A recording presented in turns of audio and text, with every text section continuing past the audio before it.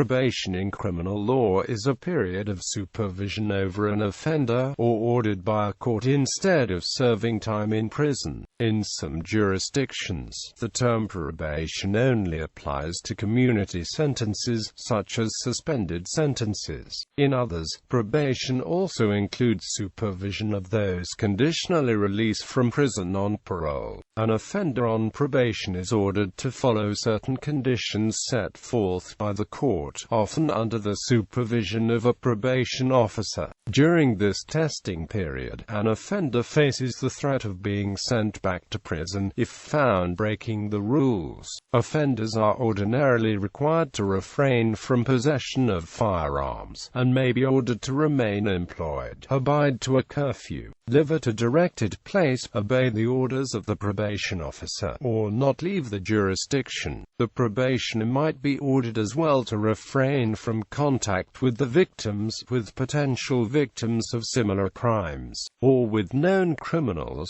particularly co-defendants. Additionally, the restrictions can include a ban on possession or use of alcoholic beverages, even if alcohol was not involved in the original criminal charges. Offenders on probation might be fitted with an electronic tag, which signals the whereabouts to officials. Also, offenders have been ordered to submit to repeat alcohol, drug testing and to participate in alcohol, drug or psychological treatment, or to perform community service work. History. The concept of probation, from the Latin probatio, testing, has historical roots in the practice of judicial reprieve. In English common law, prior to the advent of democratic rule, the courts could temporarily suspend the execution of a sentence to allow a criminal defendant to appeal to the monarch for a pardon. Probation first developed in the United States when John Augustus,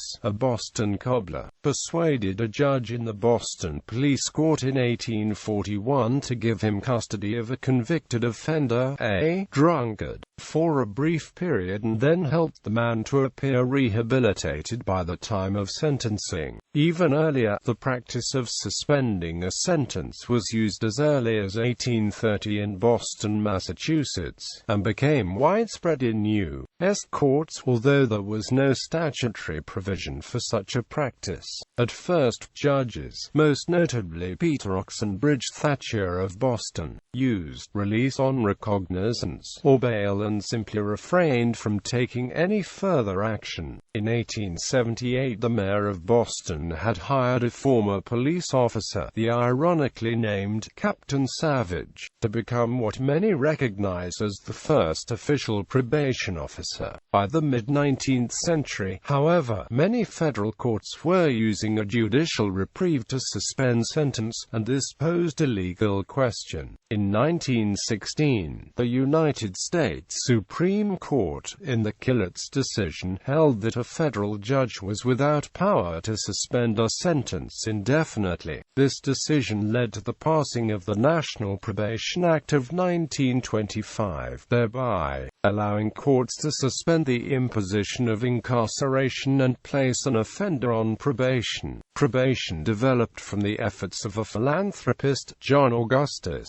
who looked for ways to rehabilitate the behavior of criminals. Massachusetts developed the first statewide probation system in 1878, and by 1920, 21 other states had followed suit. With the passage of the National Probation Act on March 5, 1925, signed by President Calvin Coolidge, the U.S. Federal Probation Service was established. On the state level, pursuant to the Crime Control and Consent Act of 1936, a group of states entered into an agreement wherein they would supervise probationers and parolees who reside in each other's jurisdictions on each other's behalf. Known as the Interstate Compact for the Supervision of Parolees and Probationers, this agreement was originally signed by 25 states in 1937. By 1951, all the states in the United States of America had a working probation system and ratified the Interstate Compact Agreement. In 1959, the new states of Alaska and Hawaii, the Commonwealth of Puerto Rico, and the territories of the Virgin Islands, Guam, and American Samoa ratified the act as well, arming and increased authority. In the United States, most probation agencies have armed officers. In 39 states, territories, and federal probation, such arming is either mandated or optional. Arming is allowed in an increasing number of jurisdictions. Probation officers are peace officers who possess limited police powers. Types of supervision: intensive probation, home detention, GPS monitoring, computer management. These are highly intrusive forms of probation in which the offender is very closely monitored. It is common for violent criminals, higher-ranking gang members, habitual offenders, and sex offenders to be supervised at this level. Some jurisdictions require offenders under such supervision to waive their constitutional rights under the Fourth Amendment regarding search and seizure, and such probationers may be subject to unannounced home or workplace visits, surveillance, and the use of electronic monitoring or satellite tracking. Under terms of this kind of probation, if a client lives at one address and does not have a place to live, she may not change the living address and must stay at the address that is known to probation. GPS monitoring and home detention are common in juvenile cases, even if the underlying delinquency is minor. At a minimum, involves installing monitoring software and/or conducting computer searches to ascertain what an offender is doing online. Cybercrime specialist in corrections, Art Boker, noted, "This is an area more and more community corrections officers are going to have to get up to speed on, learning how to enforce conditions that restrict and/or monitor cyber offenders' computer and internet use." Boker also observed, "The use of social media is taking off in the field of community corrections. Standard supervision offenders under standard supervision are generally required to report to an officer, most commonly between bi-weekly and quarterly, and are subject to any other conditions as may have been ordered, such as alcohol, drug treatment, community service, and so on." Unsupervised probation does not involve direct supervision by an officer or probation department. The probationer is expected to complete any conditions of the order with no involvement of a probation officer, and perhaps within a period shorter than that of the sentence itself. For example, given 1 year of unsupervised probation, a probationer might be required to have completed community service, paid court costs or fines, etc., within the first 6 months. For the remaining 6 months, he or she may be required merely to refrain from unlawful behavior. Probationers are allowed to go to the workplace, educational institution, or place of worship. Such probationers may be asked to meet with an officer at the onset and near the end of the probationary period, or not at all. If terms are not completed, an officer may file a petition to revoke probation. Informal supervision is supervised or unsupervised probation without having been convicted of the offense. As with other forms of probation, search clauses or drug testing may be included.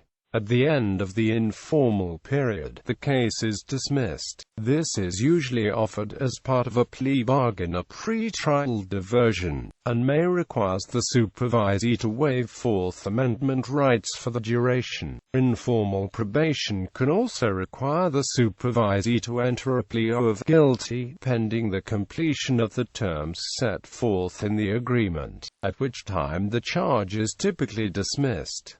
Shock probation. Shock probation is a program that gives a sentencing judge the power to reconsider an original jail sentence. The judge may recall the inmate from jail and put him or her on probation within the community instead. The courts have a theory that a short term in jail may shock a criminal into changing the behavior. Shock probation can only be used between a specific period of 30 to 120 days after the original sentence, and is not available in all states. Decision to grant probation. Community corrections officials are the main factors that help decide whether a criminal is granted probation or not. They are the ones who determine whether the offender is a serious risk to public safety. These officials are also the ones who make recommendations to the court on what action to take. The correction officials first go through an investigations process during the pre-trial period. They assess the offender's background and history to determine if he or she can be released safely back into the community. The officers then write a report on the offender. This is an extremely important piece of information that the courts use to determine if the offender shall be put on probation instead of going to jail. After the offender is found guilty, the probation officer puts together a pre-sentence investigation report. Courts base the sentencing on it. Finally, courts make the decision whether to imprison the convict or to let him or her off on probation. If a court decides to grant a person probation, it must then determine how to impose the sentence based on the seriousness of the crime, recidivism, circumstances of the convict, and the recommendations from the corrections officials. Theory. Probation began as a humanitarian effort to allow first-time and minor offenders a second chance.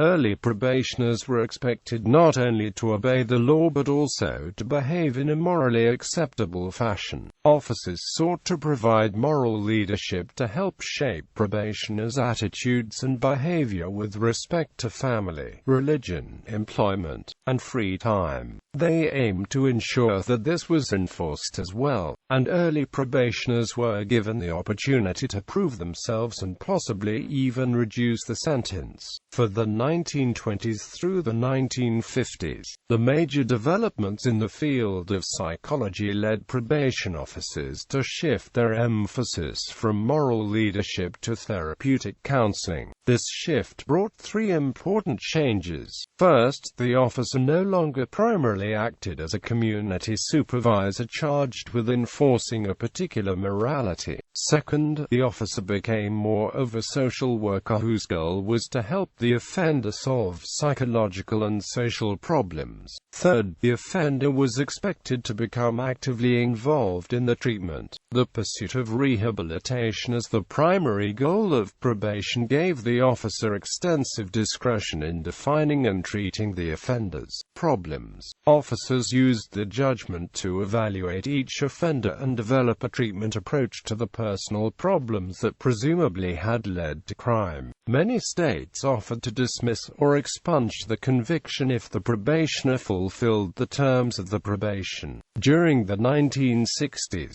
major social changes swept across the United States. These changes also affected the field of community corrections. Rather than counseling offenders, probation officers provided them with concrete social services such as assistance with employment, housing, finances, and education. This emphasis on reintegrating offenders and remedying the social problems they faced was consistent with federal efforts to wage a war on poverty. A probation officer became less of a counselor, a therapist, and more of a social worker, dealing with private and public institutions on the offender's behalf. In the late 1970s, the orientation of probation changed again as the goals of rehabilitation and reintegration gave way to risk management. Quote, This approach, still dominant today, seeks to reduce the likelihood that an offender will commit a new offense. Risk management reflects two basic goals. First, in accord with the deserved punishment ideal, the punishment should fit the offense, and correctional intervention should neither increase nor diminish the severity of punishment. Second, according to the community protection criterion, the amount and type of supervision are determined according to the risk that the probationer will return to law-breaking. Probation violations. A probation officer may imprison a probationer and petition the court for a violation of probation. The court will request that the defendant prove his or her innocence in order to show cause hearing. If the defendant is unable to challenge the presumption of guilt at the hearing, the officer or prosecutor may request that additional conditions of probation be imposed, that the duration be extended, or that a period of incarceration be ordered, followed by a return to probation. There is no invariant rule as to what circumstances warrant a violation hearing, although conviction of a subsequent offense, or failure to report are nearly universal. If a violation is found, the severity of the penalties may depend upon the facts of the original offense, the facts of the violation, and the probationer's criminal history. For example, if an offender is on probation for a gang-related offense, subsequent association with known criminals may be viewed as a more serious violation than if the person were on probation for driving a car with a suspended license. The reverse may be true if the initial offense were for driving under the influence. Similarly, penalties for violation may be greater if a subsequent offense is of greater severity, or if the original offense and subsequent offense are of the same type. Probation revocation. When a probation violation is extremely severe, or after multiple lesser violations, a probation revocation hearing could be scheduled. A judge at the hearing will consider reports from the probation officer, and if probation is revoked, the probationer will often be incarcerated in jail or prison. However, the term of incarceration might be reduced from the original potential sentence for the alleged crime. In cases where a defendant opted to accept probation rather than incur the time or risk of going to trial, a probation revocation can result in conviction of the original criminal charges. Thus, an innocent defendant could agree to probation but later be judged in severe probation violation, causing revocation, a jail term, and a permanent record of conviction.